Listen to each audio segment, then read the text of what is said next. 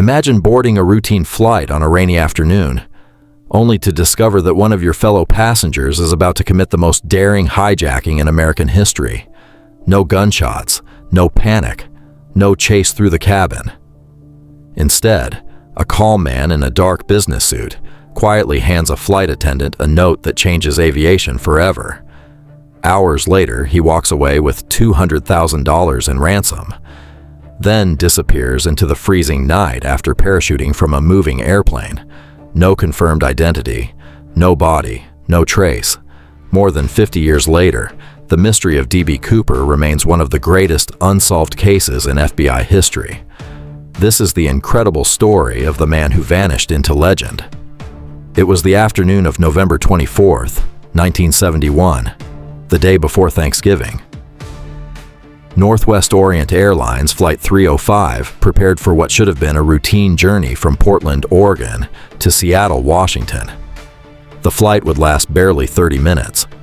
Among the passengers was a middle-aged man dressed like an ordinary businessman. Dark suit, white shirt, black tie, polished shoes. He carried only a briefcase and wore dark sunglasses despite the cloudy weather. When purchasing his ticket, he introduced himself as Dan Cooper. Nothing about him stood out. He smoked cigarettes, ordered a bourbon and soda, and calmly waited for takeoff. Minutes after the aircraft reached cruising altitude, he quietly handed a folded note to flight attendant Florence Schaffner. Assuming it was another passenger trying to flirt, she slipped it into her purse without reading it. The man leaned closer. "Miss, you'd better look at that note." She unfolded it. The message was terrifying. He claimed he had a bomb. When she hesitated, he calmly opened his briefcase just enough for her to glimpse what appeared to be 8 red cylinders, connected by wires and a battery. Whether it was real has never been confirmed, but nobody on board was willing to find out. His demands were precise. He wanted $200,000 in cash, 4 parachutes, a fuel truck waiting in Seattle. If authorities failed to cooperate, the bomb would be detonated. The pilots immediately informed air traffic control. Within minutes, the FBI and airline executives were scrambling to respond. To avoid risking dozens of innocent lives, officials made a difficult decision. They would meet every demand. As Flight 305 circled the skies above Seattle, law enforcement rushed to gather thousands of $20 bills while parachutes were delivered to the airport. Inside the cabin, something extraordinary happened. The hijacker remained remarkably calm. He wasn't shouting. He wasn't threatening passengers. He wasn't behaving like anyone expected a criminal to behave.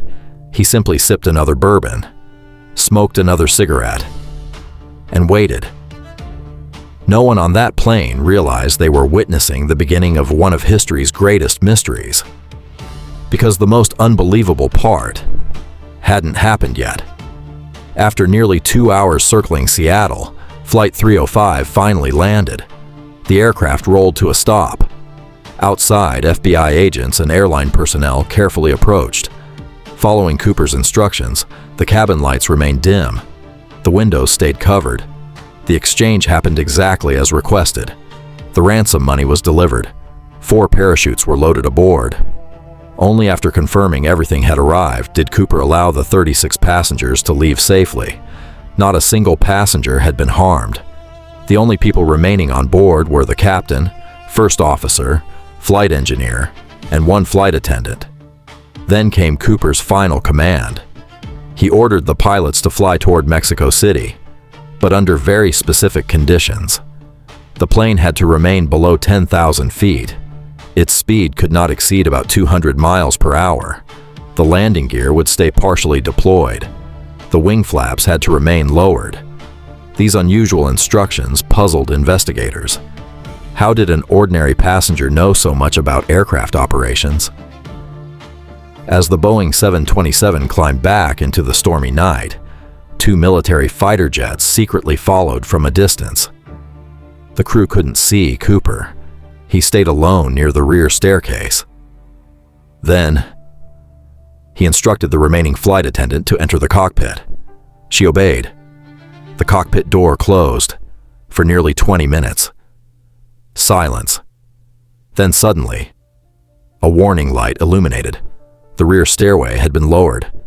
Moments later, the aircraft noticeably lurched upward. The pilots felt the shift in weight. Something, or someone, had left the airplane. None of them actually saw him jump. The weather outside was brutal.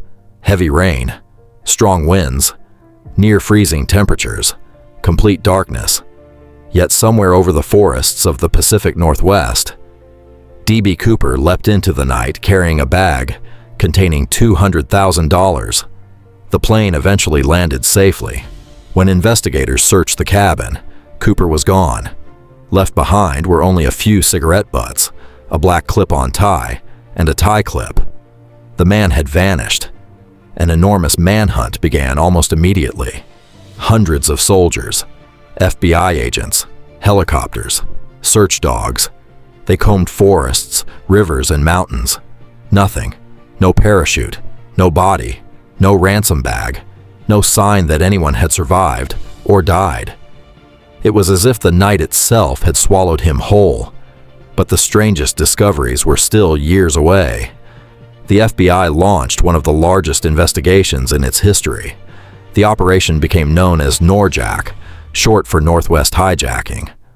Over the decades, agents investigated hundreds of suspects, military veterans, professional skydivers, career criminals, even ordinary businessmen whose lives seemed to match Cooper's mysterious profile.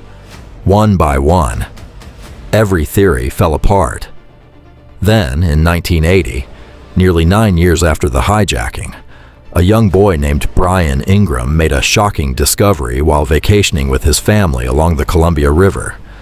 Buried beneath the sand, he uncovered several bundles of badly decayed $20 bills.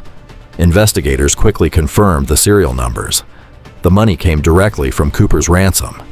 It was the first, and remains the only, confirmed physical evidence ever recovered. But it raised even more questions. How did the money reach that riverbank? If Cooper died during the jump, why wasn't more evidence found nearby? If he survived, why abandon part of the ransom? Experts remain divided. Some believe Cooper never survived the parachute jump. The weather was brutal, the terrain unforgiving, and the landing zone covered with dense forest. Others argue that Cooper's calm behavior and detailed aviation knowledge suggest he carefully planned every step and escaped successfully. His true identity has never been confirmed. In 2016, after 45 years of investigation, the FBI officially suspended active efforts on the case. The mystery remains unsolved. Today, D.B. Cooper has become more than a criminal. He's become a legend. Books, documentaries, movies, countless theories. Yet one simple question still has no answer. Who was the man who boarded Flight 305 and vanished into the night? Perhaps the truth is still waiting somewhere in the forests of the Pacific Northwest. Or perhaps the only person who ever knew the full story took it with him forever. If you enjoyed uncovering one of history's greatest unsolved mysteries, let us know your own theory in the comments. Do you think D.B. Cooper survived the jump, or did he disappear forever that stormy night? For more true mysteries, forgotten history, and stories that continue to puzzle the world, subscribe to Veiled Whispers.